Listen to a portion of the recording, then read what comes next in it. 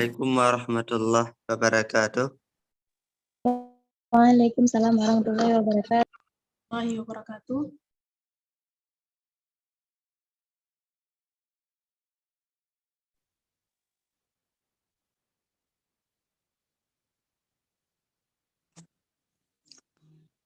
A'udzu billahi minasy syaithanir rajim.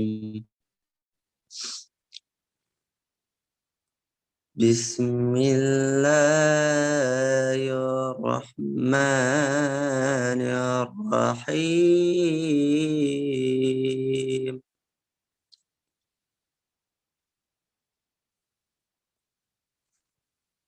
Yas'alunaka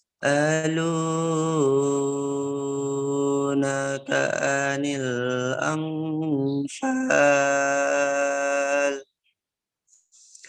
Qulil anfalu lillahi war rasul. Fattaqullaha wa aslihu dzata bainikum. Wa ati'u Allah wa rasulahu in kuntum mu'minin. Innamal mu'minuna alladzina idza dzukira Allahu wajilat qulubuhum wa idza tuliyat alaihim ayatuhu zadatuhum imanan wa ala rabbihim yatawakkalun. Alladzina yuqimuna as-salata wa ma razaqnahum yunfikun. Shadaqallahul azim. Assalamualaikum warahmatullahi wabarakatuh. Waalaikumsalam warahmatullahi wabarakatuh. Semoga acara kita diberkahi oleh Allah Subhanahu wa taala. Selanjutnya kita masuk ke acara inti kita, yaitu diskusi mengenai karakter pribadi muslim ideal. Nah, kita sebagai muslim tentunya harus dapat mengetahui bagaimana karakter pribadi muslim ideal. Muslim ideal itu tidak terlepas dari sosok sebagai manusia yang telah diciptakan sebaik-baiknya, baik hati, pikiran, dan tindakan. Oleh karena itu, bagaimana sih karakter pribadi muslim ideal? Nah, langsung saja nih kita dengar paparan materi dari pemateri kita yang sangat luar biasa pada hari ini. Kepada pemateri kita, Dr. Rosaria Indah, MSc PhD, kami persilakan.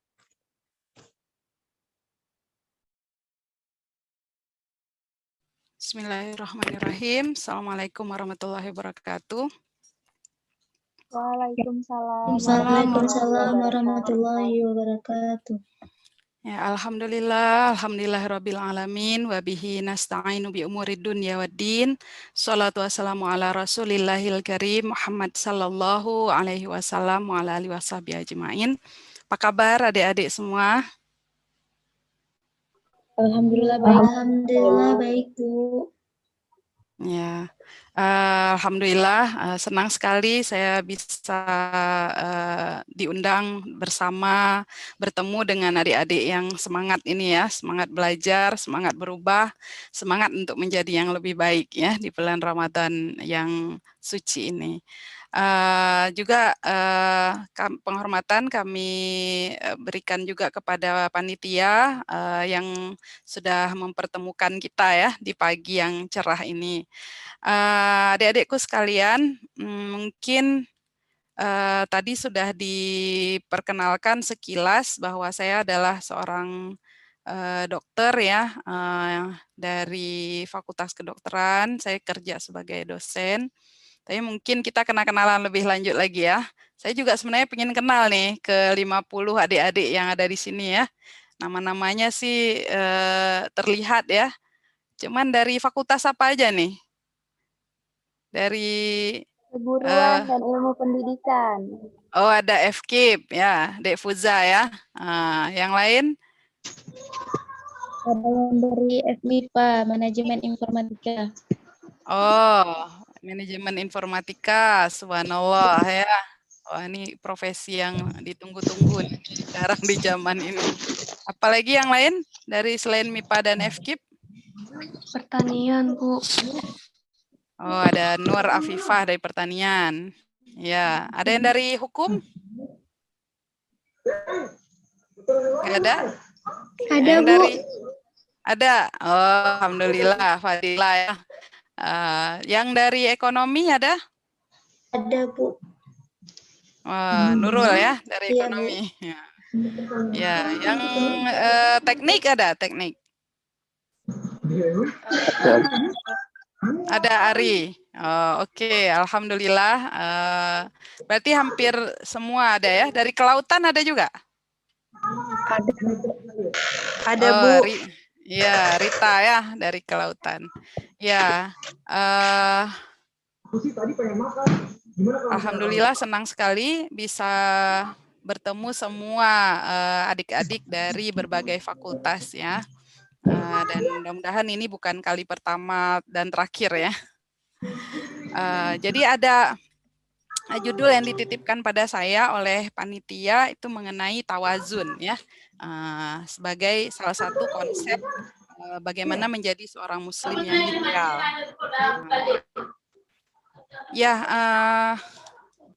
Nah, ini perkenalan sedikit ya. Saya dulu asli di sini dari SD 50 ya di tempat di Lamlagang. Jadi kalau hujan lebat kami libur karena SD-nya kebanjiran. Ya, SMP pindah ke Belang Padang di kota ya, SMA juga di situ. Kemudian saya ikut kalau sekarang SNBPTN apa SMNPTN nih kalau yang bukan undangan. SMN ya? SBMPTN. SBM. Oh ya. SMPTN. SBMPTN. Kalau dulu namanya UMPTN ya. Karena undangannya nggak lulus, akhirnya ikut lagi dan lulus di Fakultas Kedokteran UGM di Jogja. Nah, kemudian saya pulang kampung, kebetulan dapat jodoh orang Aceh, ya. Alhamdulillah sehingga bisa pulang kampung dan kerja jadi dokter di Pekanbadak. Tahu ya Pekanbadak di mana? Ada yang pernah ke Tahu. Pekanbadak? Tahu, Bu. Di mana? Di dekat Ajun. Ya, dekat Ajun, ya, ujung Pancu itu tempat orang mancing. Ya, dulu yang kena tsunami ya. Jadi waktu tsunami saya hamil 8 bulan. Alhamdulillah karena dikasih tahu kemana arah jalan lari ya, diselamatkan 2 polisi juga digendong karena nggak sanggup lari. Alhamdulillah selamat dari tsunami.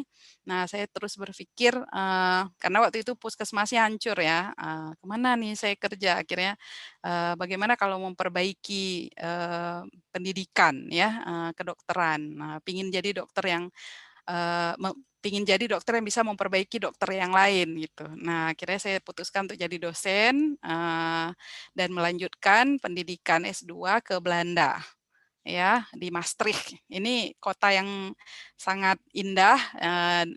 Setengah jam jalan kita udah sampai Jerman, 15 menit jalan naik mobil udah sampai Belgia ya. Jadi kami jalan-jalan kalau akhir minggu ke negara-negara lain, gitu ya. Kalau kita akhir minggu pergi ke Lambaro, kalau di sana ke Lambaro tuh udah negara lain gitu ya.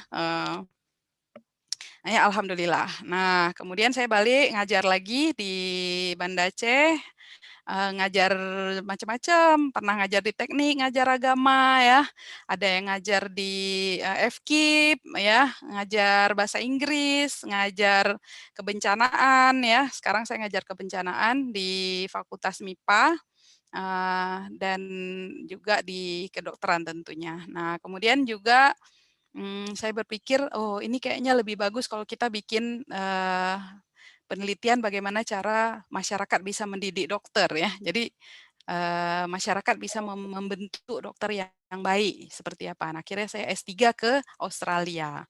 Ya, alhamdulillah dengan beasiswa, Dek.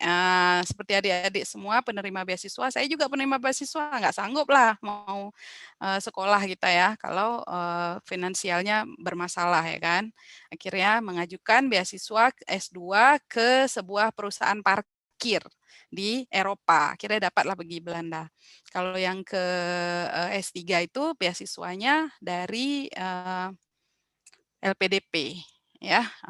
Jadi cari supervisor, kursus bahasa Inggris ya, lulus IELTS dan sebagainya. Nah, pengalaman itu saya tuliskan di sebuah buku yang berjudul mana ya bukunya? Harus saya cari dulu nih. Berjudul ini dia. Mungkin kalau adik-adik mau mencari inspirasi beasiswa, nih judulnya Studi di Tiga Benua ya. Jadi buku ini bisa didapat di Unsia Press ya. Ada cara-cara mendapatkan beasiswa di sini. Dan ini keluarga, saya jadi udah ibu-ibu, udah punya 2 anak, tapi dulu mahasiswa kayak adik-adik ya. Yang nggak ada di biodata tuh saya dulu jualan berbagai mie instan, sabun, kacang ya. Waktu saya kuliah itu pokoknya jualan macam-macam karena kan jauh ya dari Jogja, antara Jogja Aceh, saya nggak pulang 4 tahun ya. Karena menghemat biaya cari asrama yang 250.000 sewanya setahun ya, bukan sebulan, setahun 250.000. Ke pesantren juga, nginep di pesantren, jadi santri, jadi murah banget biaya-biayanya ya. Nah, dan jualan-jualan macam-macam selama kuliah dan bisa nyalon juga, bisa maksudnya bukan nyalon bupati, jadi salon-salonan ya. Bisa facial muka ya, bisa bekam, bisa macam-macam. Nah, jadi dengan seperti itulah saya berhasil alhamdulillah dengan pertolongan Allah pastinya ya, berhasil menamatkan jadi dokter tahun 2001. Nah, mungkin adik-adik punya banyak aktivitas, ya kita semua punya banyak aktivitas saya yakin ya. Mungkinkah tapi pertanyaannya mungkinkah kita sukses dan seimbang ya hidup kita? Wah, nih harus di mana nih? Ya. Oke, good. Nah, jadi banyak sekali aktivitas kita, baik yang bidang akademik ya, mungkin harus kuliah ya. Ini pas kuliah saya di Sydney, ada mungkin kita harus bikin tugas ya.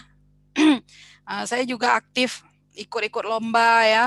Ini pas saya ikut lomba pidato tentang 3-minute thesis ya, pakai bahasa Inggris melawan orang-orang bule, alhamdulillah menang juara 2 ya. Kemudian mungkin sama dosen pembimbing ya, kita juga harus membagi waktu untuk ngadap beliau, bikin skripsi gitu kan. Kalau saya nih pas bikin disertasi, kemudian kita juga punya kehidupan nggak sebagai mahasiswa kan, sebagai anak ya, juga sebagai manusia perlu makanan, jadi perlu masak ya, perlu ngurusin keluarga, adik-adik ya. Ini saya harus ngurusin anak saya ya. Juga harus berikan waktu buat cowok saya yang super ganteng ya. Ini suami. Dan ada juga aktivitas kemasyarakatan kayak ngajar Quran ya. Saya ngajar Quran di Sydney. Kemana aja saya ngajar Quran kayaknya, pas di Jogja saya ngajar Quran ya. Kalau orang Aceh tuh kayaknya punya sebuah brand ya, oh pasti pinter ya ngajar Quran. Jadi akhirnya saya jadi ustazah ya, jalan jauh-jauh, pengajiannya bisa 2 jam dari tempat saya ya, harus naik kereta api, harus jalan kaki ya lagi.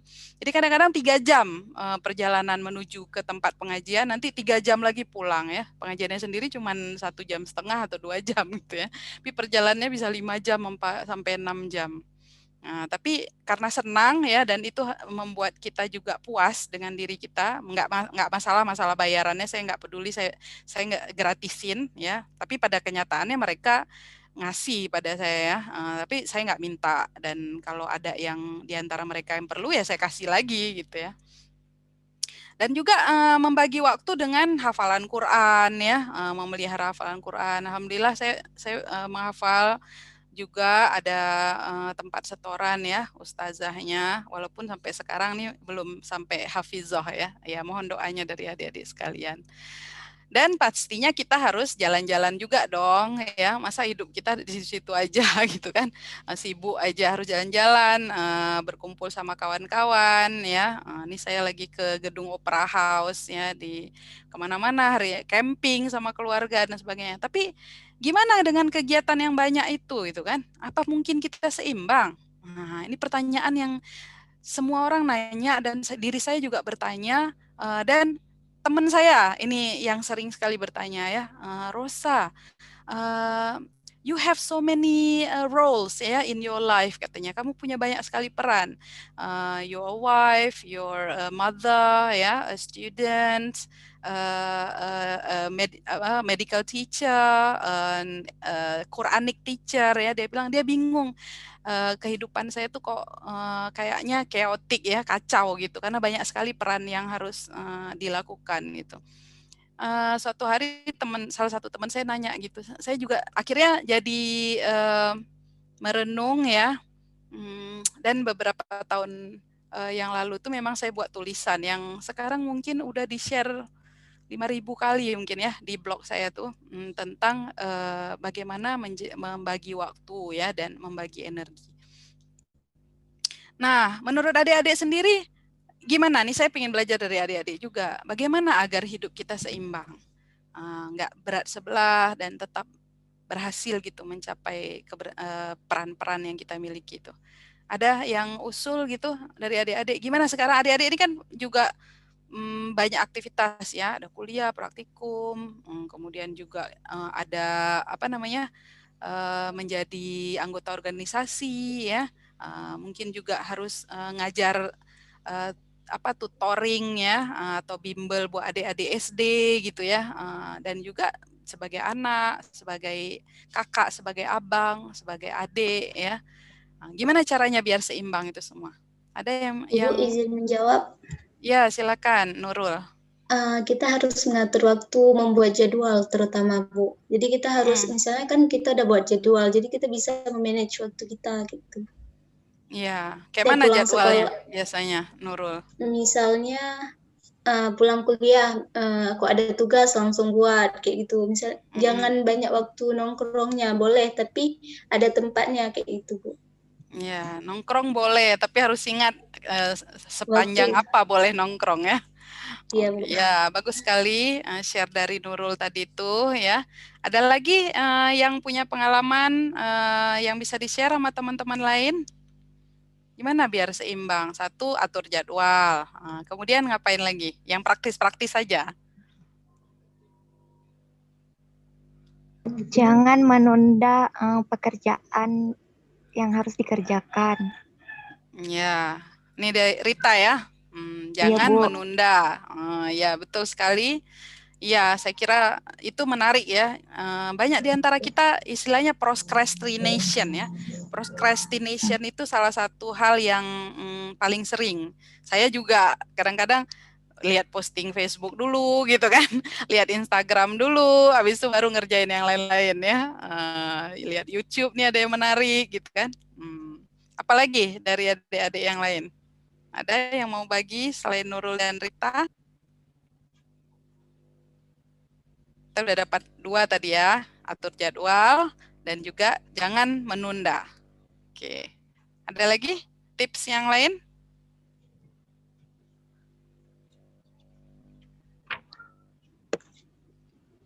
Ya, siapa nih yang sudah ini sepertinya unmute ya? Siapa namanya? Ada yang mau dibagi? Nggak ada lagi? Biar kita saling berbagi ya. Ya udah, kalau nggak ada mungkin ngikuti dulu ya. sharing dari saya. Nanti kalau adik-adik mau sharing lagi boleh. Jadi konsep keseimbangan dalam Islam ini ada sebenarnya konsep ya. Memang kalau orang-orang kafir juga punya konsep-konsep ya. Tapi karena kita punya keyakinan yang baik terhadap agama kita, kalau teman-teman saya juga banyak yang udah nggak punya agama lagi ya. Tapi saya nggak merasa konsep keseimbangan yang mereka ceritakan tuh cocok sama saya. Akhirnya saya I search ya from the Islamic scholars literature. Jadi saya cari di literatur Islam. Nah, ternyata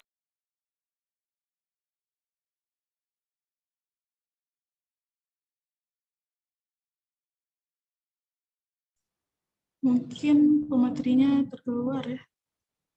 Kita tunggu saja sebentar.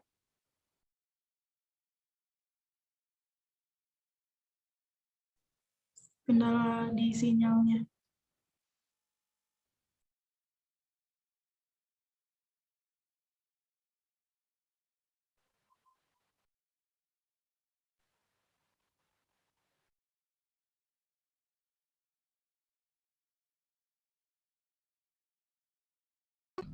kedengeran ya suara saya?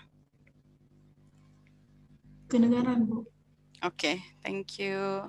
Sorry, tadi hilang sinyal nih. Oke. Nih ya. Kalau adik-adik mau bertanya boleh interrupt ya, boleh di-interrupt aja. Biar kita bisa diskusi. Nah, di dalam literatur Islam yang pertama adalah di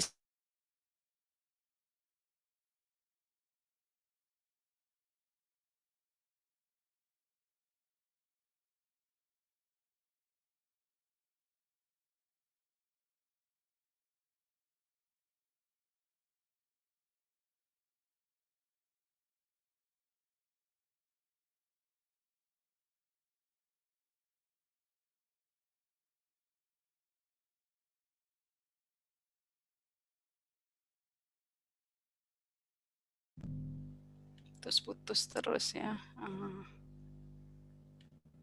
Oke. Sekarang udah kelihatan ininya, Dek, screen share-nya. Sudah, Bu. Screen-nya udah. Udah, Bu. Oke, thank you. Ya. Jadi inspirasi kita adalah surat Al-Baqarah ayat 143 ya. Allah berfirman, Allah produsen kita ya, yang menciptakan kita nih, bukan Dr. Ocha yang ngomong ya. A'udzubillahi minasyaitonirrajim wa kadzalika ja'alnakum ummatan wasatan ya. Ini ada the keyword ya. Kata kuncinya wasatan ya, litakunu syuhada'a 'alan nas wa yakuna rasul 'alaikum syahidan. Dan demikian pula kami telah menjadikan kamu ummatan wasatan, umat pertengahan. Nah, ini ada wasit ya. Wasit apa artinya? Arti wasit itu apa? Ada yang tahu? Tengah. Tengah, ya. Wasit itu adalah orang yang berdiri di tengah. Kalau ada orang main tinju kan, wasit di tengah. Nah, kata dari bahasa Arab ini diserap ke dalam bahasa Indonesia sehingga ada ummatan wasatan, umat yang pertengahan, ya. Kenapa? Agar kamu menjadi saksi atas perbuatan manusia dan agar Rasulullah ya sallallahu alaihi wasallam menjadi saksi atas perbuatan kamu. Jadi dengan kita wasit ini kita akan bisa memperhatikan ya bagaimana sebenarnya yang sesuai untuk manusia ya. Nah, dari seorang scholar yang lain Imam Ar-Razi ya, beliau berpesan dalam tafsir beliau ya tentang ayat Al-Baqarah ini. Beliau katakan bahwa yang namanya wasit itu, wasot gitu ya, sebagai kata sifat adjektifnya, itu adalah sesuatu in the middle of the two extreme points ya. Jadi ada pertengahan di antara dua titik ekstrim ya. Maksudnya apa sih? Ya, maksudnya ada misalnya kalau kita olahraga ya, olahraga tuh misalnya nggak olahraga sama olahraga yang berat sampai meninggal kayak Ashraf tuh ya, suami Bunga Citra Lestari itu kan meninggal di lapangan bola gitu ya, atau di apa ya waktu olahraga dia kan. Itu ada dua titik ekstrim yang sama-sama tidak sehat. Nah, nggak olahraga kita bisa cepat stroke ya, banyak orang nggak olahraga jatuh di kamar mandi gitu kan, jatuh lagi baru bangun tidur gitu kan, stroke, lumpuh terus badannya sebelah nggak bisa jalan. Mau ngomong susah. Nah, ada juga orang yang meninggal kayak Aji Mas Said ya, Ashraf yang sering berolahraga gitu. Tapi olahraganya bisa sampai 4-5 jam sehari supaya maksudnya biar badannya bagus gitu kan. Nah, jadi ada dua titik yang sama-sama tidak sehat. Terus gimana yang bagus? Yang bagus adalah yang wasit, yaitu yang di tengah. Kita juga kalau misalnya sedikit sekali tidur ya, dengan tidur terus-terusan ya, bulan puasa nih kadang-kadang hari Minggu orang tidur terus-terusan ya. Saya yakin adik-adik enggak karena sudah sampai di sini. Itu juga tidak sehat. Yang sehat apa? Yang di tengah ya. Artinya tidurnya juga enggak terlalu sedikit tapi juga enggak terlalu banyak. Seperti itu ya. Makan gitu juga ya kan. Kalau kita makan kepenuhan nggak enak. Tapi nggak makan sama sekali ya. Pas puasa cuman buka pakai air putih nggak enak juga kan. Jadi semua yang ekstrim itu tidak bagus. Tapi yang bagus apa? Yang di tengah. Ibnu Manzur juga seorang Islamic scholar ya, ilmuwan Islam yang juga mengatakan hal yang sama, bahwa namanya perbuatan terpuji, setiap perbuatan terpuji ya, menolong orang, berinfak ya, itu semuanya ada dua titik ekstrim ya. Yang pertama tuh kedermawanan yang terlalu boros, semua dikasih gitu ya sama orang. Tapi ada juga yang nggak mau ngasih, aduh kok gini ngapain sih kita kasih sama orang kita capek dapetinnya ya, beasiswa udah capek ya, orang tua kita capek dapetin rezeki, masa kita kasih ke orang ya. Ada juga yang seperti itu gitu kan. Aku kalau ada uang mau beli HP baru, bukan ngapain ngasih ke orang misalnya kan, ngapain berinfak, ngapain berzakat ya. Jadi ada dua titik ekstrim, tapi yang namanya perbuatan terpuji itu selalu berada di tengah ya. Ada seorang kawan saya tuh diminta untuk beli sesuatu gitu ya, untuk anaknya. Jadi istrinya ngasih dia uang nih, ya suruh beli susu buat anaknya. Waktu dia lewat di depan Masjid Raya, kemudian dia lihat ada seekor anak harimau yang di dalam kurungan gitu ya, masih kecil segede kucing gitu. Kepanasan, dia sedih. Akhirnya uang untuk beli susu itu dia belikan harimau. Pulang dia nggak bawa susu, bawa harimau ke rumah istrinya. Kemudian istrinya tanya, mana susunya bang? Itu udah dalam kerangkeng. Istrinya bingung loh, kok bisa gitu. Akhirnya yang anak harimau tuh kira-kira gimana kalau di rumah? Mati apa hidup? Matilah, karena dia nggak punya susu yang dari ibunya gitu ya. Dia kalau nggak disusuin oleh ibunya sendiri ya mati. Akhirnya mati, hilanglah 300.000 uang yang harusnya dibelikan susu itu ya. Nah, itu juga sesuatu yang ekstrim ya, karena istrinya cerita sama saya, emang suami saya itu nggak bisa lihat celengan masjid, kalau ada infak apa diinfakin semua gitu, sedangkan di rumah nggak ada apa-apa juga buat makan. Nah, itu juga bukan sikap yang terpuji ya, kalau kita terlalu royal sama kawan, kita traktirin semua kan, karena terbiasa ditraktirin, kita traktirin semua. Tapi pas untuk kita mau makan sendiri, mau bayar SPP, nggak ada ya. Kadang-kadang kita boros beli gadget dan sebagainya ya, beli pulsa jor-joran ya buat ngegame ataupun buat nonton YouTube ya. Ternyata pas kita kuliah udah nggak ada pulsa lagi ya kan. Itu kita perhatikan apakah kita wasat ya, apakah kita dermawan. Nah, dermawan itu artinya kita tahu di tengah ya, jangan terlalu pelit, dimintai apa-apa susah gitu ya, tapi nggak juga terlalu boros. Berani itu juga sifat terpuji.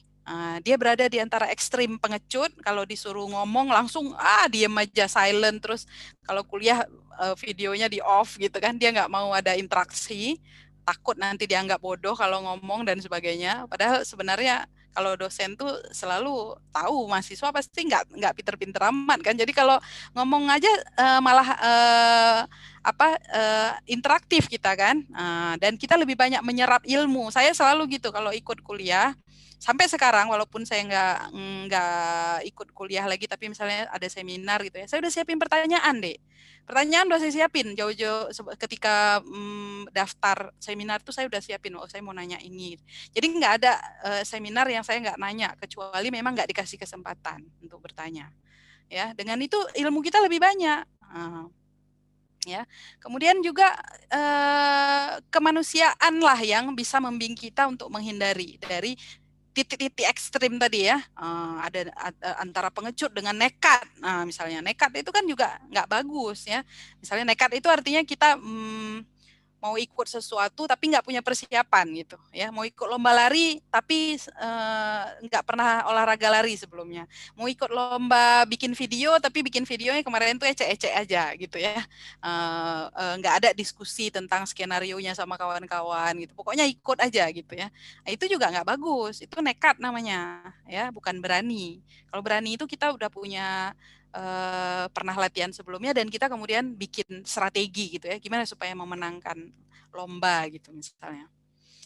Nah, jadi masalah seimbang ya, titik berada di tengah itu sebenarnya bukan pertanyaan kita aja ya. Bahkan banyak orang-orang lain berpikir gimana hidup saya ini seimbang, dunia, akhirat, peran keluarga, peran di masyarakat ya, bagaimana seimbang antara jadi pelajar dengan jadi pengajar mungkin bagi adik-adik yang tutoring, bimbel dan sebagainya ya, bikin tugas dengan senang-senang lah, relaksasi ya, dengan ini bagaimana caranya supaya seimbang ya. Ini salah satunya adalah triknya kita bisa pelajari dari hadis ini, dari hadis Hanzalah ya. Hanzalah ini seorang sahabat Rasulullah SAW yang dekat dengan beliau ya, dan juga dengan sahabat-sahabat utama misalnya Abu Bakar ya. Beliau pernah berdiskusi sama Abu Bakar, ditanya sama Abu Bakar, apa kabar Hanzalah? Hanzalah bilang, gimana ya, saya sebenarnya iman saya ini naik turun kali katanya kan, nggak stabil. Kenapa? Kata Abu Bakar. Kalau saya bersama Rasulullah ya, kita dengar-dengar dalam ceramah Rasulullah ya, lagi kita di masjid, itu kayaknya semua yang di akhirat tuh nampak ya, neraka dengan segala macam siksaannya, kala jengking, dikejar-kejar semut segede rumah gitu ya, api yang berkobar-kobar, kita bisa lihat dari cerita-cerita Rasulullah itu terbayang sama kita. Tapi begitu kita pulang ke rumah, menguap semua ya. Sibuk dengan makan, sibuk dengan anak, sibuk dengan pekerjaan, pergi ke ladang, nggak ada teringat lagi seperti itu.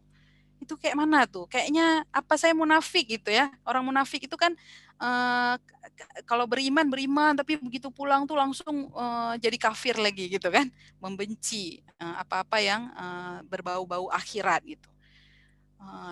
Apa munafik saya ya Abu Bakar, kata Hanzalah. Abu Bakar bilang, aku pun macam tuh, dia kan? Aku kayak gitu juga. Apa mungkin kita munafik? Apa itu tanda-tanda munafik? Bahaya, munafik itu udah pasti dia kerak neraka, ya kan? Ya udah, jangan sampailah kita munafik gitu kan? Udah capek-capek kita udah berpindah hijrah dari Makkah ke sini, masa jadi munafik ya? Coba kita tanya sama Rasulullah SAW. Mereka selalu ya, kalau sahabat tuh setiap masalah tuh ditanya sama Rasulullah ya, bahkan bertengkar sama suami pun nanya sama Rasulullah gitu kan. Ada sendalnya lepas minta tanya sama Rasulullah gimana hikmahnya gitu kan. Jadi mereka selalu mempersiapkan pertanyaan nih. Ini adik-adik, coba kecerdasan kita tuh dilatih ketika kita membuat pertanyaan, ya kan? Kalau orang nggak tanya sama sekali, ada dua kemungkinan, orangnya udah sangat pintar atau sangat tidak mengerti, ya. Tapi kalau orang bertanya itu pasti udah ada proses berpikir, ya. Jadi separuh dia udah ngerti, mungkin separuh lagi akan dijawab lewat pertanyaan. Karena kalau kami dosen nggak kasih ilmu kami semua, ya, pasti cuma sedikit yang dikasih lewat kuliah. Nanti sisanya, ya kalau ada pertanyaan, kalau nggak ada pertanyaan ya nggak akan keluar ilmu itu, ya. Maka kemudian Rasulullah SAW menerima kedua sahabat ini. Hanzalah bertanya ya, bagaimana ya Rasulullah, kami saya tuh kalau bertemu dengan Anda kayaknya semua terbayang ya, neraka, surga, semua. Saya pingin masuk surga, saya pingin jangan sampai terbakar neraka gitu ya. Gimana ya Rasulullah? Tapi kalau udah balik ke rumah, udah lupa semua, ya kan? Akhirnya Rasulullah mengatakan, demi Rob yang jiwaku berada di tangannya, seandainya kalian mau continue dalam beramal, ya, beramal terus, beriman terus-terusan, ya, sebagaimana kalian ketika berada di sisiku dan kalian terus mengingat-ingatnya, maka niscaya para malaikat itu kalah sama kalian, gitu ya. Pasti malaikat kalah sama kalian kalau kalian berhasil beriman terus-menerus sepanjang hari, ya. Dengan kata-katanya akan menjabat tangan kalian, ya, akan memberi selamat pada kalian itu, ya, baik di tempat tidur maupun di jalan. Wah, malaikat kalah karena malaikat kan kerjanya cuman beribadah terus, ya. Manusia yang punya nafsu ini ada keinginan untuk tidak beribadah. Malaikat nggak punya keinginan tidak beribadah, dia ibadah terus menerus, ya. Pasti kalah malaikat kata Rasulullah, ya. Tapi Hanzalah, ya, sa'atan wa sa'atan, ya. Walakin Hanzalah sa'atan wa sa'atan, ya. Maksud Rasulullah, lakukanlah sesaat untuk yang ini, kewajiban yang di rumah gitu, ya. Kalau lagi di rumah membantu istri, membantu anak-anak, membantu pembantu kalau ada pembantu, ya. Membantu ayah, membantu ibu. Kalau lagi di ladang bekerja, ya, cangkul tanah, nanam benih, ya, lagi perang, lakukan ya kewajiban perang. Ya kalau lagi belajar sama Rasulullah, ya lakukan kewajiban sebagai seorang pelajar. Jadi subhanallah, dari ini kemudian saya mengembangkan lagi, ya, belajar lagi yang lain-lain. Gimana sih cara orang menyeimbangkan diri, ya? Ini seperti gambar ini, ya. Ternyata kita seimbang tuh bukan 2 aja, ya, bukan 2 titik. Bahkan kita punya banyak titik gitu yang harus kita seimbangkan, ya. Bukan hanya sebagai pelajar, kemudian sebagai anak. Mungkin Anda juga sebagai sekretaris di organisasi, sebagai tutor di bimbel, sebagai ustadz, ustazah, ya, ngajar adik-adik di masjid, ya. Mungkin sebagai anggota masyarakat, ya, ngurusin kegiatan remaja masjid, kegiatan ini, atau sebagai entrepreneur juga mungkin, usahawan, ya. Kayak saya dulu, ya, jualan mie, jualan sabun, jualan kacang, ya, jualan catatan kuliah bahkan saya jual karena tulisan saya bagus, ya. Dulu tuh kita nggak ada kayak internet kan untuk share, jadi harus fotokopi, ya. Fotokopinya itu saya jual, ya, sama teman-teman. Nah, ada beberapa trik yang mungkin saya share, yaitu bagaimana pertama kita harus mengenali semua kebutuhan kita, ya. Yang kedua, kita harus atur prioritas kebutuhan, pemenuhan kebutuhan. Ketiga, atur level energi, ya. Dan 4, triknya makan gajah, ya. Mungkin berhubungan tadi dengan trik yang dibagi oleh Nurul tadi, ya.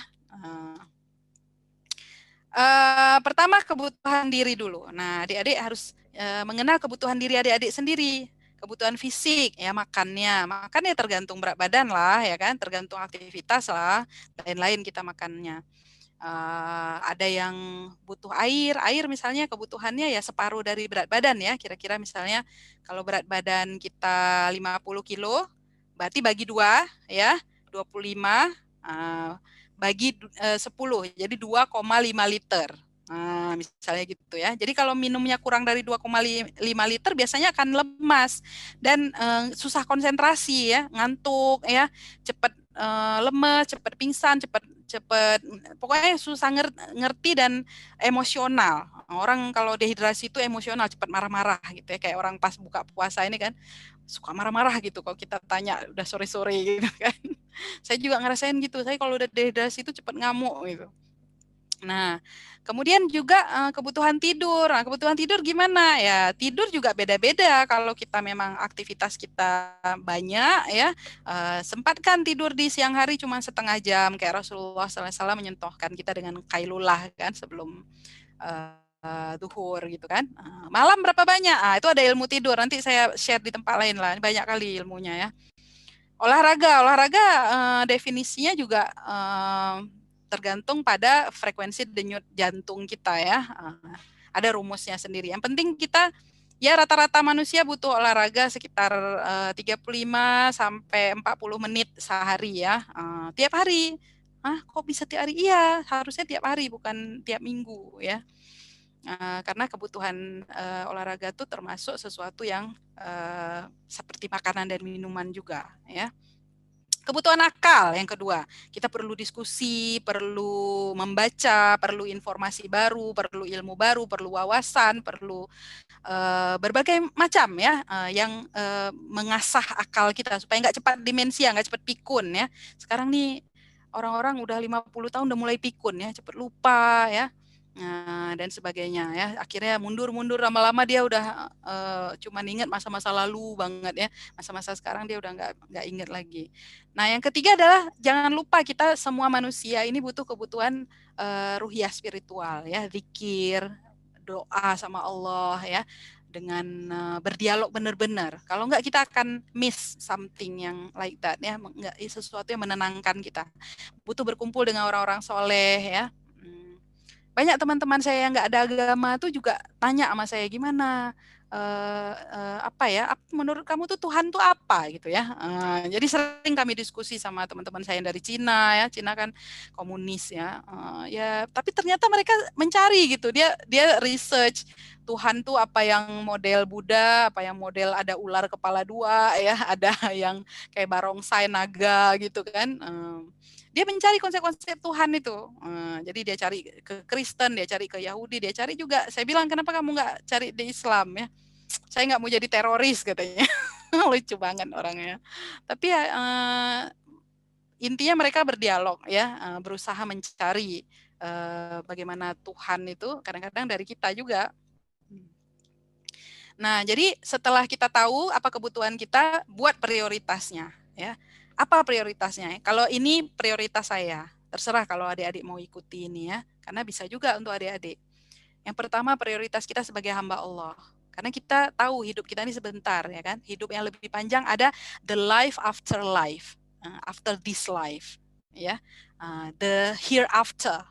Kalau bahasa Inggris ya, the hereafter. Sesuatu yang ada di sini setelah kematian ya. Bagaimana dengan the hereafter yang mungkin puluhan ribu tahun ya? Bayangkan orang-orang kaum Nabi Nuh itu sudah 5.000 tahun atau 7.000 tahun berada dalam tanah menunggu hari kiamat ya kan? Hari kiamat lagi mungkin nggak tahu saya kita berapa juta tahun gitu kan? Khalidina fiha dikatakan. Kalau kita berada di sana maka abadi ya, forever and ever. Jadi sebagai hamba Allah pasti lebih penting karena kita di dunia cuma 70 tahun mungkin, 40 tahun mungkin, wallahu a'lam bishawab ya. Jadi kalau ada sholat ya langsung kita waktu sholat ya, waktu kita ngaji ya, waktu kita puasa kita ya. Prioritaskan hal-hal tersebut ya. Kalau kita tunda makin berpikiran ya kan, aduh belum sembahyang, aduh belum ngaji, aduh belum ini, belum itu gitu. Dan kita kehilangan masa-masa berharga berhubungan dengan Allah Subhanahu Wa Taala. Ada seorang Ratu Yordan ya, diwawancarai sama Oprah Winfrey di talk show-nya gitu ya, saya nonton gitu. Ratu Rania itu, dia nggak pakai jilbab sih, tapi konsep dia menerangkan tuh bagus. Ditanya sama Oprah, kamu apa Anda ini Ratu pray ya 5 times a day, apakah Anda sembahyang 5 waktu?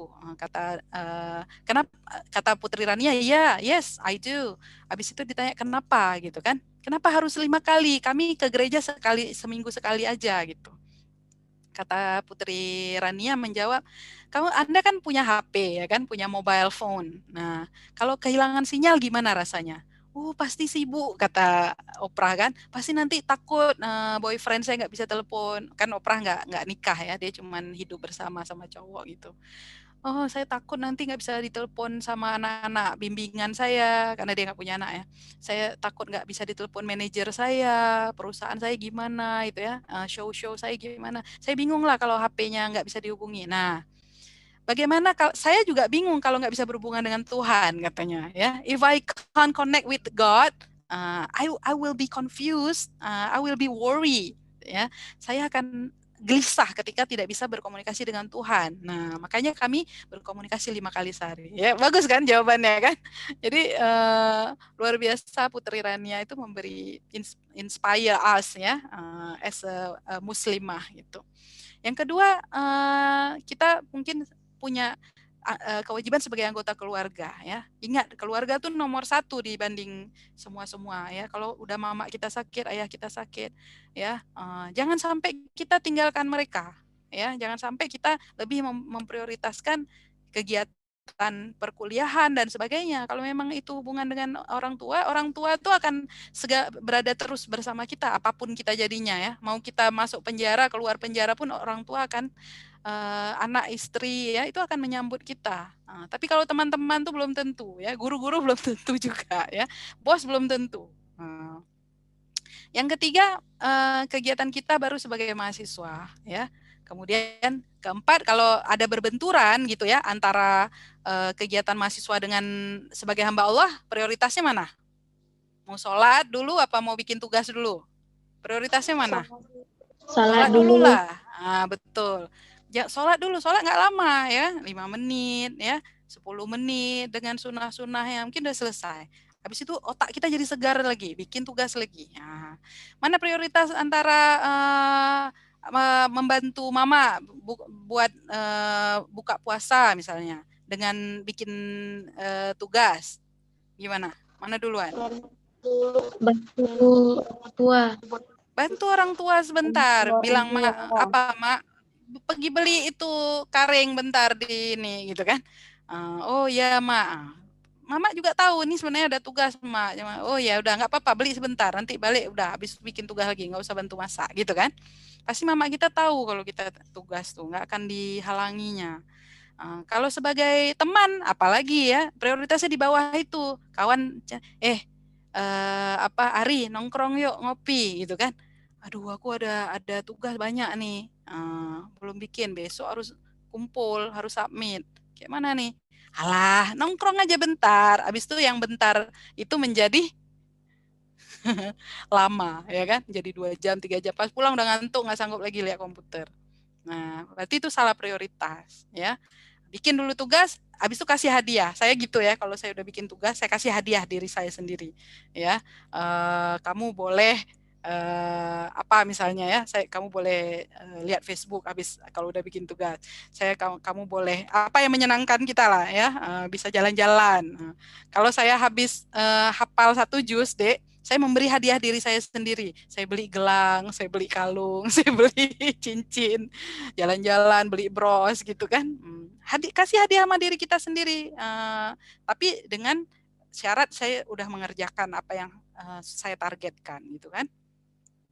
Kemudian sebagai anggota masyarakat, nah mungkin ada yang lain-lain yang kita nggak tahu kan, Karang Taruna atau apa, ya prioritasnya di bawah prioritas-prioritas itu. Yang kedua tipsnya, yang ketiga adalah kita harus ketahui energi kita. Nah, kan ada orang yang belajar lain-lain ya. Ada yang belajar pagi, ya. Kalau bikin tugas tuh pagi habis subuh tuh kenceng dia. Ada juga orang bisanya siang-siang, ya. Habis pulang habis duhur baru dia duduk bikin, ada yang jam 10, ada yang jam 11 ya. Ada yang sore baru bisa bikin tugas, habis asar ya. Udah leyeh-leyeh lagi, udah tidur siang baru dia bikin tugas. Ada juga orang yang night owl istilahnya ya, burung hantu malam. Kalau bikin tugas tuh malam-malam.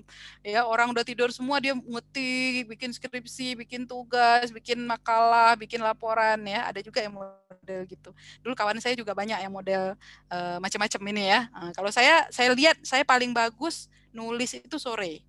Ya, jam 4 sampai jam 7 malam maghrib gitu, udah. Habis itu kalau saya bikin pun nggak terlalu bagus lagi. Ya, kalau pagi nggak bisa buat bikin tugas, buat baca doang ya. Kalau baca saya sore ngantuk gitu ya misalnya. Masing-masing orang ada teman saya tuh cuman bisa bikin disertasi hanya malam. Jadi dia ke kantor, ke kami ini cerita malam ya. Biasanya pulang jam 8 malam. Kalau di Australia itu pulang jam 8 setelah saya ngarang dari jam 4 sampai jam 7 itu ya. Teman saya tuh baru datang tuh jam 7 ke kantor, saya pulang dia baru datang. Sampai rupanya saya bilang, when you go home gitu kan, ya around 2 or 3 in the morning, dia bilang kan, jam 2 atau jam 3. Jadi jangan harap dia siang-siang muncul gitu ya, penampakannya itu baru nampak kalau udah malam. Ya, kawan-kawannya ini nih, makhluk halus pokoknya. Nah, jadi ketahui kapan kita punya energi tinggi ya. Jadi disitulah kita kerjakan sesuatu yang sangat-sangat sulit ya. Nah, misalnya ada tugas yang susah. Kalau kita energinya pagi ya, tingginya pagi, maka kerjakan di waktu pagi yang susah-susah ya. Yang mudah-mudah diletakkan di tempat di mana kita energinya udah low ya.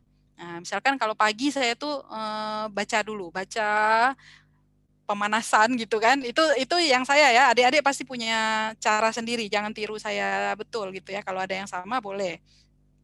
Kalau saya baca sampai sore ya, siang pasti stop untuk sholat gitu kan, makan, habis itu sampai sore habis itu energi saya udah ini, bacaan udah penuh, baru nulis saya, nulis tanpa berhenti itu ya, nggak berhenti sampai maghrib. Maghrib baru berhenti ya, 3 jam tuh saya nulis terus ngerjakan tugas-tugas. Nah, malam gimana? Malam saya nggak bisa lagi kerja karena udah seharian ya. Jadi malam tuh buat tugas-tugas domestik yang masih bisa saya kerjain. Misalnya apa? Oh, lipat baju gitu kan. Kalau mau nyetrika, saya udah lama sekali nggak nyetrika ya. Kayaknya udah berapa tahun itu saya nggak nyetrika. Karena apa? Baju saya semuanya model lipat rapi gitu ya. Saya nggak mau habis waktu saya untuk nyetrika atau harus atur-atur baju itu males gitu ya. Jadi saya buat gimana caranya supaya saya bisa rapi tapi nggak pakai nyetrika gitu ya. Jadi baju-baju kayak baju-baju ini semua baju yang nggak perlu disetrika ya, tinggal dilipat aja. Gantung ini lipat, pakai lagi, cuci gantung lipat gitu aja terus ya. Jadi malam tuh kerjanya lipat baju atau kerjaannya ngerapiin rumah atau ngerapiin dapur atau apalah gitu ya yang sanggup dikerjakan. Kalau nggak sanggup ya udah istirahat, waktu istirahat. Pagi olahraga ya, olahraga mau ke kampus jalan gitu kan, kejar kereta api, kejar bus gitu kan. Pulang olahraganya lagi keliling-keliling kampus ya dan sebagainya. Ini kampus saya di Australia ini 80 hektar ya, luas banget. Mungkin sekitar 4 atau 5 kali unsiah gitu ya. Kita bisa banyak sekali, ada lebih dari 20 taman ya. Sangat sangat indah. Ya unsiah juga enak banget buat jalan-jalan ya. Nah, strategi keempat apa? Makan gajah. Tapi gimana cara kita makan gajah? Makan gajah ya apa? One bite at a time. Nah, di sini ya dikatakan ada Bill Hogan nih menulis buku tentang How do you eat an elephant? Ya, bagaimana cara makan gajah ya? Sedikit-sedikit. Nah, jadi gimana? Kan kalau ada tugas itu kan besar ya, tugas misalnya kita bikin skripsi ya, kan harus ada minimal ada 5 bab misalnya ya. Maka pecah tugas itu menjadi kecil-kecil ya. Oh, saya mau ngerjakan bab 1 dulu. Bab 1 gimana caranya? Ya kan harus ada latar belakang, harus ada ini, itu harus baca. Nah, bacaan itu saya berapa? Kalau memang latar belakang tuh 3 alinea ya, maka 1 alinea misalnya perlu 3 referensi. Saya harus baca 3 jurnal gitu, 3 artikel jurnal. Maka kalau otak saya kepenuhan, saya cuma bisa baca 1 artikel per hari. Ya, makanya kemudian kita buat jadwal. Oh, saya mau minggu ini saya mau buat latar belakang paragraf pertama gitu kan. Maka saya harus baca, kalau saya sih 10 artikel. Maka saya kasih waktu 1 hari itu baca 1 artikel ini, 1 artikel itu ya. Bahkan ada saya buat folder-folder. Ini artikel yang udah dibaca, ada artikel yang akan dibaca, dan ada folder di mana thank God I have read it gitu ya. Terima kasih Tuhan aku sudah membacanya ya. Jadi ada yang akan dibaca, sudah dibaca, dan satu lagi ya nice ya, bagus kalau terbaca gitu. Kalau nggak terbaca nggak apa-apa gitu ya, ekstra. Jadi 3 folder tuh saya buat pecah-pecah ya, tiap hari seperti itu ada yang saya kerjain. Nah, jadi jangan sampai kita ada hari di mana kita nggak tahu mau kerja apa ya. Orang belajar nggak jelas tuh gini. Hari ini belajar apa ya? Kimia, enggak susah. Matematika, dosennya killer. Belajar fisika, fisika aja deh, fisika. bukunya mana ya? Bukunya cari buku karena kamarnya berantakan kan Bu. Bukunya cari dulu, gak dapet. Aduh, kemana ya? Oh iya, dipinjam sama si Ernie. Ernie, nggak ada yang namanya Ernie kan di sini. Dipinjam sama Ernie. Abis itu sibuk kita mau merencanakan balas dendam kan. Kalau ketemu Ernie, aku suruh traktir bakso gitu kan, macam-macam mau atau kamu bilang, ke 10.000 bayar sama aku karena udah pinjam, udah sibuk gitu kan. Habis itu pas kita bangun, ya bukunya ada di bawah, rupanya keduduk. Karena kamarnya berantakan ya kan, bukan kamar orang sukses. Kamar orang sukses dia bisa nemukan apa yang dia cari gitu kan. Terus mau belajar lagi, kayaknya harus ada kopi nih. Bikin kopi dulu. Pas mau bikin kopi, gulanya nggak ada. Ke tempat kawan dulu, cari gula gitu kan. Pas ini lihat kawannya, nggak ada juga gula. Pergi ke sana, ke kedai sebelah. Pergi ke kedai dulu. Pas di kedai ada kacang tojin, kacang atom. Cari-cari kacang dulu, pulang. Besok udah ada kacang, udah ada gula, udah ada kopi kan, udah buat. Enaknya. Enaknya ada musik. Pilih dulu musiknya ya kan. Mana nih playlistnya.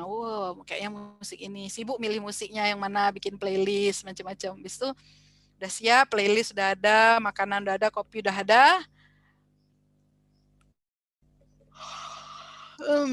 Ternyata udah jam 10, udah capek. Kayaknya harusnya ngapain? Kayaknya tidur dulu. Akhirnya nanti abis subuh tuh, atau sebelum subuh tuh pasti aku lagi cas tuh. Terus bangunnya jam 6. Sukses nggak belajar kayak gitu? Pasti nggak sukses kan? Nah, itu karena nggak punya jadwal belajar dan belajarnya harus banyak syarat.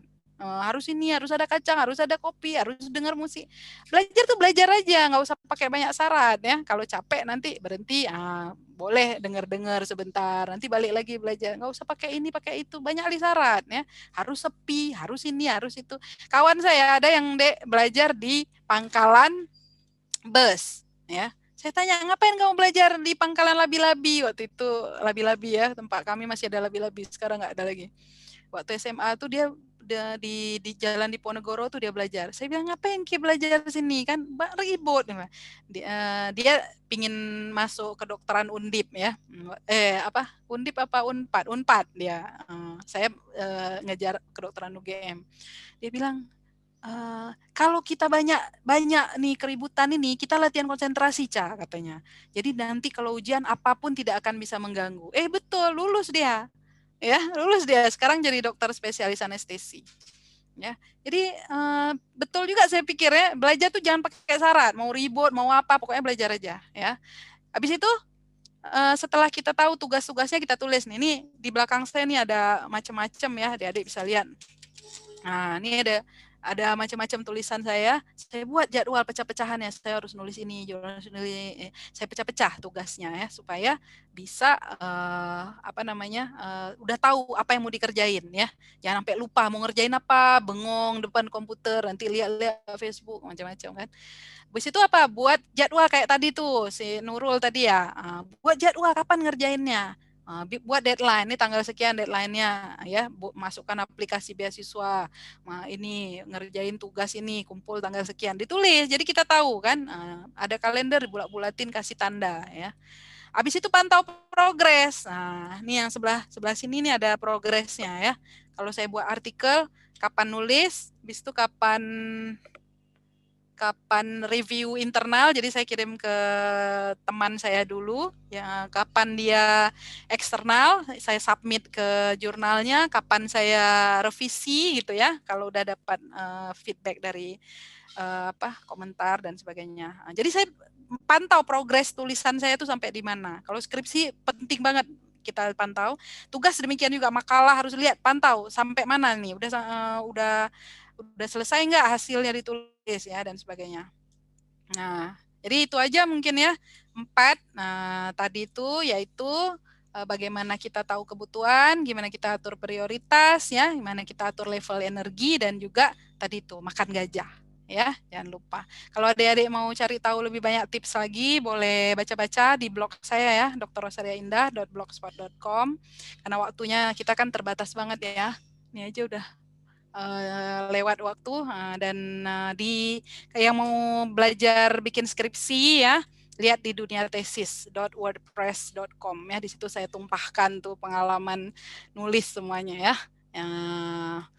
Dan kalau yang ya mau lihat-lihat ngikutin acara-acara yang lain, saya ada Instagram dan Twitter, Facebook juga ada Rosaria Indah ya.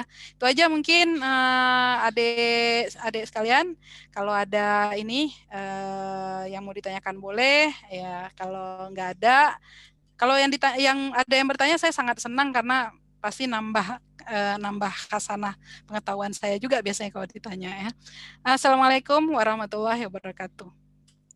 Saya kembalikan pada moderator. Waalaikumsalam warahmatullahi wabarakatuh. Nah, itu tadi paparan materi dari Dr. Rosaria Indah, MSc PhD. Selanjutnya kami buka kesempatan bagi para peserta yang ingin bertanya. Kami persilakan untuk 2 orang yang bertanya. Bisa tanya secara langsung dan juga bisa melalui via chat ya, akan dibacakan.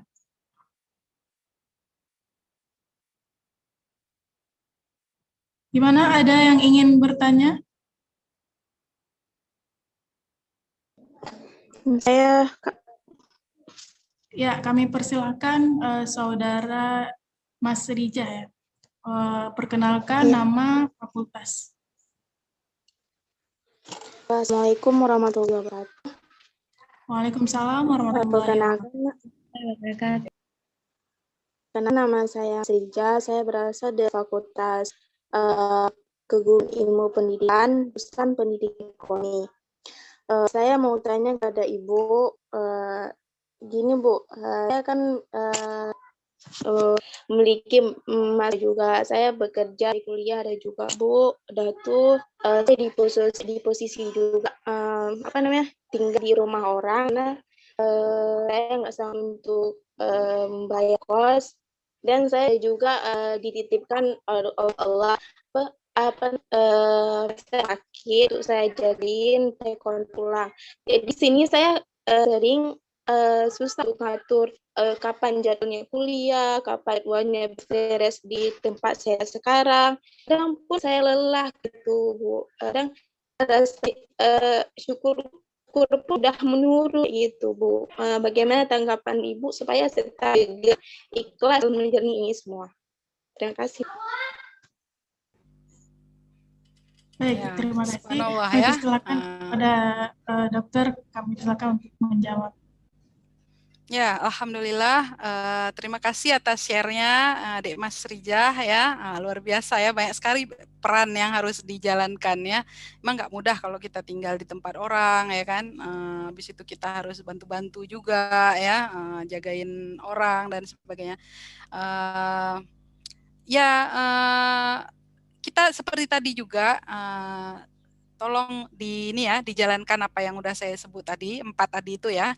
Nah, saya kasih 1 tips lagi nih. Ini bonus nih. Energi kita itu akan lebih bagus kalau kita lebih berkah istilahnya ya, ketika kita dekat dengan Al-Quran. Ya. Ini udah saya baca juga dari beberapa pengalaman orang-orang lain. Saya juga suka ikut webinar-webinar seperti ini. Saya tanya juga ya, gimana caranya supaya pembagian waktu kita itu cocok dan berkah ya. Salah satunya adalah menghafal Al-Quran dan membaca Al-Quran kapan aja. Jadi hafalannya bisa dikerjakan baca Quran itu karena kita punya hafalan, kita bisa kerjakan kapan aja sambil kita goreng tempe ya, sambil kita ngerawat orang, sambil kita lipat baju, sambil kita melakukan hal-hal yang lain. Coba Adik lihat misalnya Adik mengulang-ulang bisa sampai lebih dari 40 halaman sehari. Itu yang lain-lain tuh jadi mudah ya, membuat tugas. Kayak misalnya orang perlu 5 jam untuk buat tugas, kita 1 jam mungkin udah selesai. Ya, waktu kita jadi lebih bagus karena kita jadi nggak lelah kita. Ini hanya bisa dirasakan kalau adik-adik udah melakukannya, ya. Ada yang mahasiswa saya juga, dia tuh cerita ya sama saya bahwa banyak sekali tugas di kedokteran nih ya. Habis itu dia harus bantu orang tuanya juga di KD gitu kan. Gimana caranya supaya ini bisa seimbang dan bisa masuk gitu, tugas terkerjakan, bacaan tuh bisa masuk. Dia bilang kalau waktu saya 1 juz sehari saya baca itu jarang kali bisa dikerjakan, bahkan kelelahan terus gitu ya. Tapi ketika saya baca 2 juz Bu, itu udah mudah kata dia. Ya, walaupun secara waktu kayaknya berkurang waktunya gitu kan, baca 2 juz mungkin sekitar 1 jam gitu kan, setengah jam pagi mungkin setengah jam sore gitu. 1 juz gitu kan, tapi ternyata efektivitas kerja dia jauh lebih bagus. Setelah dia baca 2 juz sehari, apalagi kalau 3 juz gitu ya.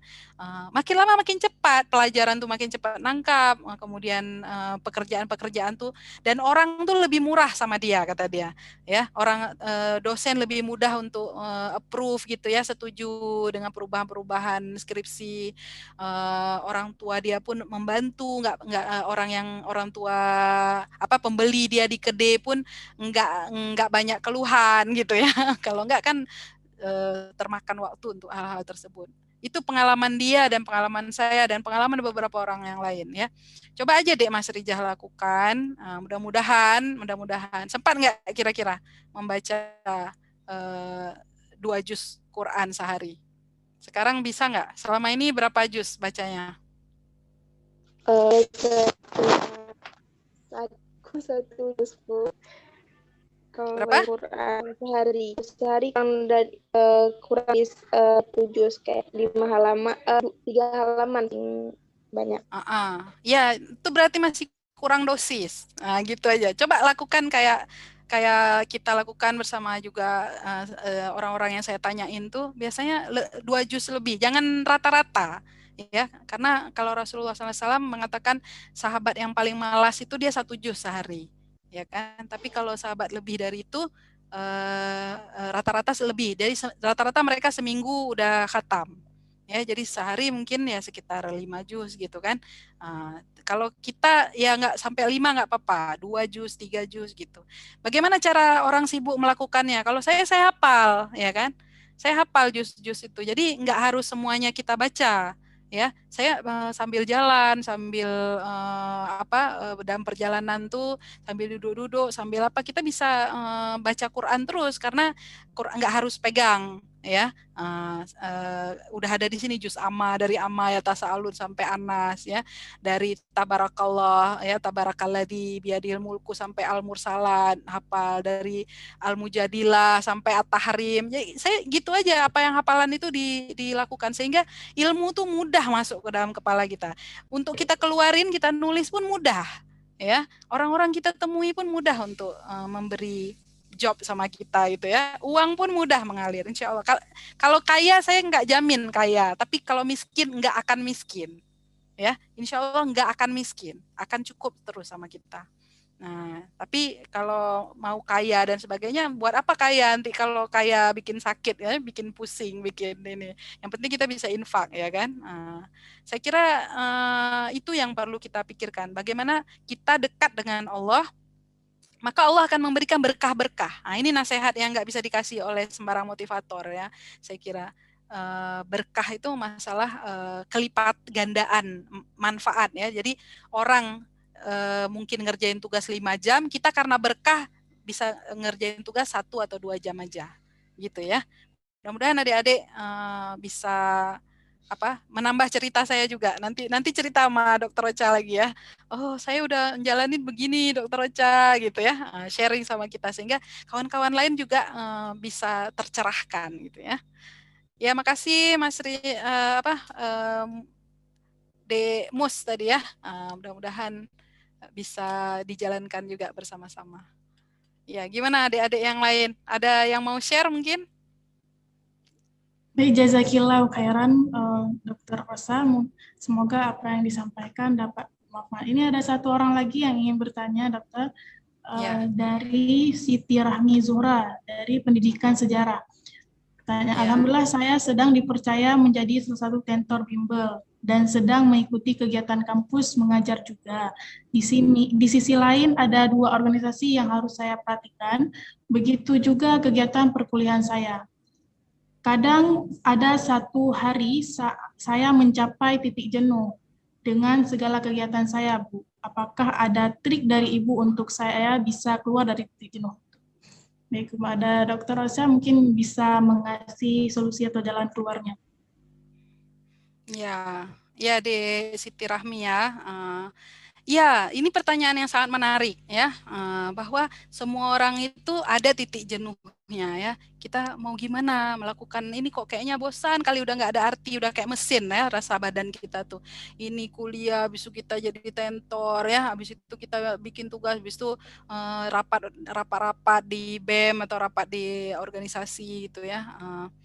Ya, tentu saja ada istilahnya kalau kita pakai pisau, ya, jangan dipakai terus pisaunya. Ada masa mengasah mata pisau.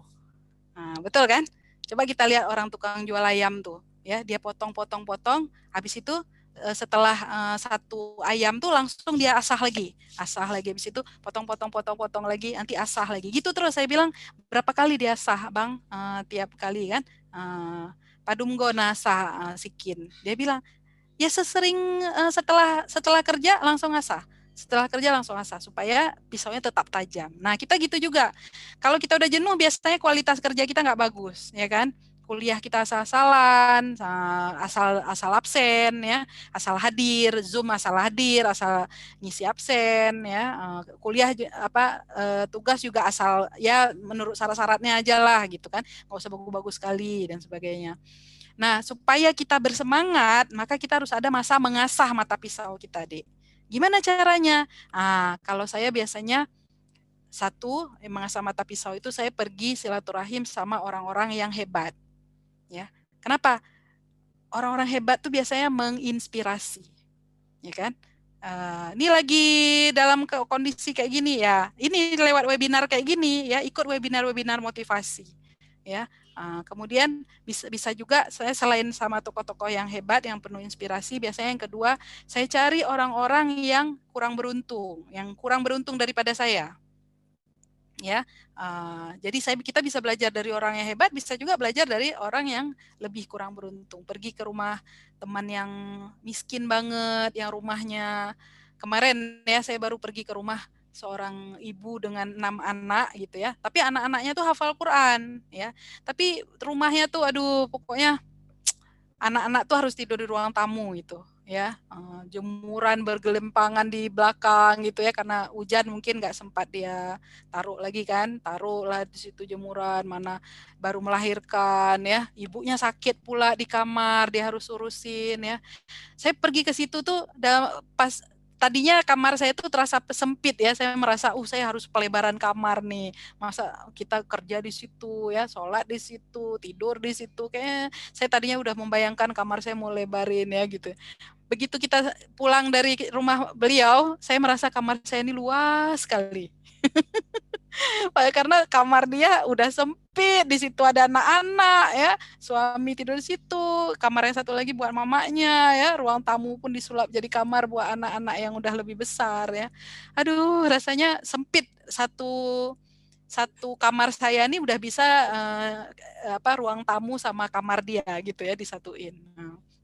Saya belajar dari orang-orang seperti itu membuat diri saya tuh harusnya lebih produktif karena saya punya kamar sendiri, nggak harus tidur sama anak-anak ya kan. Anak-anak saya sekarang ada kamar sendiri gitu. Dengan belajar dari orang seperti itu kita lebih ini. Jadi milikilah teman-teman yang juga kurang beruntung dari kita.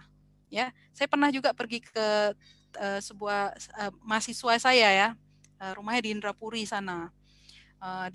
Saya support juga lewat secara pribadi gitu ya, waktu itu belum ada rumah amal, jadi nggak ada support yang lain, akhirnya saya support dia untuk bayar SPP. Saya pergi ke rumahnya, rumahnya pokoknya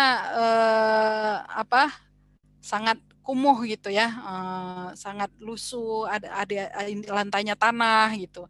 saya merasakan, aduh rumah saya itu bagus banget sekarang ya, walaupun tadinya kita mungkin mengeluh. Kalau kita nggak jalan-jalan ke tempat orang seperti itu, kita cepat mengeluh kan, aduh kosaku panas kalau siang, malam kedinginan, kalau hujan kebasahan dan sebagainya ya.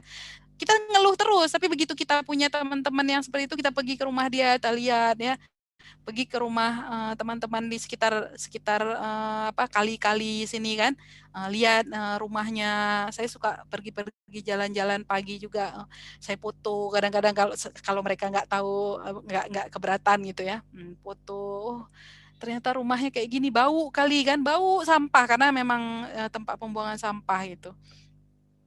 Sedangkan kamar saya enggak. Pasti kita merasakan, oh banyak nikmat yang sudah kita miliki. Jangan sampai kita kalah produktif dari orang-orang itu ya, mereka yang harus ke bawah yang hari, tapi dia tetap kuliah kok, dia tetap bersemangat belajar kok gitu. Jadi saya banyak belajar dari adik-adik mahasiswa juga, dengan pergi ke tempat adik-adik ya yang saya kenal, sambil ya membawa sesuatu dan sebagainya. Itu cuma syarat aja, sebenarnya saya lebih ingin belajar ke tempat mereka ya, bagaimana mereka menghadapi jadi jangan doakan kita selesai dari masalah itu kadang-kadang, karena masalah dibuat Allah itu untuk membuat kita jadi lebih tegar, lebih tabah ya kan. Mintalah sama Allah kekuatan untuk menghadapi masalah itu, mintalah kesabaran untuk menghadapi masalah, sehingga kita jadi orang yang lebih sabar, lebih tabah, lebih resilient istilahnya, lebih tahan banting gitu ya. Kalau selama waktu saya SMA, saya banyak sekali juga pergi ke teman-teman yang kurang beruntung ya. Jadi begitu saya pergi di Jogja, jauh dari orang tua, subhanallah ya, kadang-kadang kita harus tinggal di kosan yang dindingnya gedek ya, dindingnya anyaman bambu ya, harus dilapis koran, kalau enggak diintip sama anak kos laki sebelah ya kan. Jemur baju kadang-kadang, aduh pokoknya menyedihkan lah. Kamar mandi di luar harus cerung ile itu ya, harus nimba air dulu dan sebagainya. Itu tahan banting. Saya pernah tidur bertiga ya selama setahun di asrama, dengan pernah ketimpa ini, saking sempitnya lemari kamar itu, lemarinya nimpa saya gitu. Dengan buku-buku kedokteran yang tebel-tebel itu. Tapi nggak ngeluh. Kenapa? Karena memang kita udah belajar, banyak orang lebih susah dari kita tuh bisa. Kenapa kita nggak bisa? Gitu ya. Akhirnya resiliensi kita, jadi daya tahan kita terhadap bantingan-bantingan kehidupan ini lebih kuat gitu. Jangan selalu makan nasi enak. Kadang-kadang makan nasi yang bau-bau nggak apa-apa ya. Nasi beras jelek maksudnya, bukan nasi basi ya. Nasi jelek ya. Rajin-rajinlah olahraga supaya badan kita tuh nggak mudah sakit ya. Kalau sakit kita banyak sekali hal-hal yang kita nggak bisa kerjain ya, tugas juga ini males, jadi tentor, pusing gitu ya, mau pergi ngajar adik-adik malah mau pingsan dan sebagainya. Jadi harus rajin olahraga, perhatikan makanan yang bagus, dan ya tadi tuh ya, kalau bisa Siti Rahmi baca Quran ya, minimal 2 juz sehari. Kalau nggak bisa baca langsung, ya hafalkan. 1 juz itu diulang-ulang terus tiap hari 2 kali gitu ya, dan seterusnya. Insya Allah apa yang energi yang sama Rahmi itu akan bisa berlipat ganda ya, sehingga nggak mudah jenuh juga. Jadi, dan jangan lupa tadi Dek Rahmi ya, asah pisaunya ya, jangan terus-terusan seperti robot. Mungkin sebulan sekali pergilah ke satu tempat yang menginspirasi, mau dia ustazah, mau dia dosen yang hebat, mau dia mahasiswa berprestasi kawan kita, atau orang-orang lain di sekitar kita, teman-teman yang kurang beruntung ya, kurang daripada kita, insya Allah itu asah pisau kita, insya Allah tajam ya, dan kita bersemangat lagi untuk kembali belajar, bekerja ya, berbagi di organisasi. Itu aja.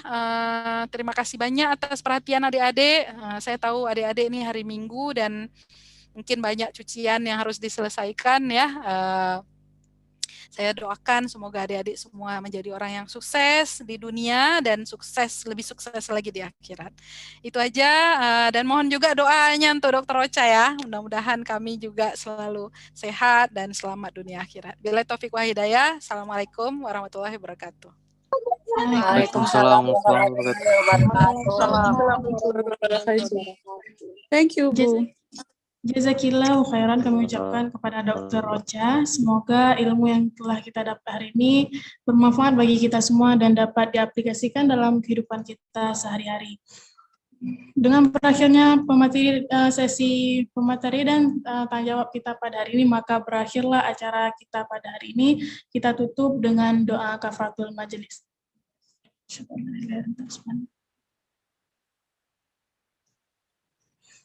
Baik, saya selaku moderator mau undur diri. Mohon maaf apabila ada kesalahan. Terima kasih atas segala perhatian. Saya akhiri wabillahi taufiq wal hidayah wa ridha wal inayah. Wassalamualaikum warahmatullahi wabarakatuh. Waalaikumsalam warahmatullahi wabarakatuh. Selamat jumpa lagi kapan-kapan ya, Dek. Assalamualaikum. Ya, Dokter. Ya, Bu. Waalaikumsalam. Waalaikumsalam.